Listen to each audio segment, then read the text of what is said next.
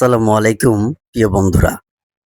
ইতিমধ্যে অনেকে জানেন যে মুদি দোকান, বিউটি পার্লার এর সাথে মিনিমাম ১৫টি পণ্যের উপর সরকার ভ্যাট আরোপ করতেছে।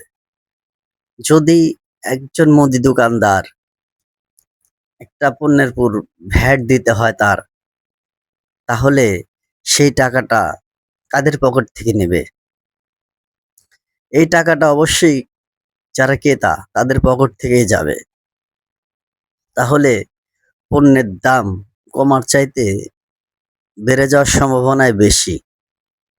আপনি এখন ৳১০০ জিনিস যদি একটা দোকানদার বিক্রি করে ৳৫ ভ্যাট দিতে হয়, সেই ৳৫ কিন্তু ক্রেতাদের পকেট থেকে দোকানদাররা নিয়ে নিবে।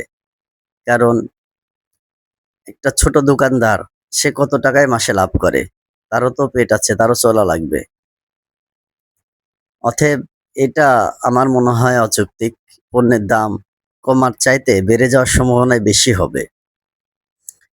আর বিউটি পার্লার এটা হাই সোসাইটির ব্যাপার, বড়লোকদের ব্যাপার। সাধারণ মানুষ ওগুলা নিয়ে মাথা ঘামায় না, ওখানে যায় না। ওটার বিষয় নিয়ে আমাদের কথা বলার সময় নাই। আমাদের বিষয় হলো আমরা সাধারণ মানুষ যারা মুদি দোকান থেকে মাল কিনবো, আমরা যেন একটু সাশ্রয় পাই, কম দামে পাই সেই ব্যবস্থা করা উচিত। বরঞ্চে আরো ভ্যাট তুলে দেওয়া উচিত।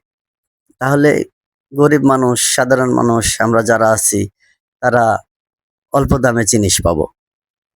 এখন এদেশে অনেক কিছুর দাম বেশি, কিনতে গেলে পাওয়া যায় কিন্তু বিক্রি করতে পারলে পাওয়া যায় না। এইজন্যে আমার মনে হয় এটা বাতিল করাটাই সবচাইতে ভালো দেশের জন্যে, দেশের মানুষের জন্যে। আর বাদবাকি যেসব পণ্যগুলো আছে যদি সাধারণ মানুষের মধ্যে হয়ে থাকে তাহলে ওগুলাও বিবেচনা করা উচিত আমার মনে হয়। তাহলে সবার জন্যই ভালো।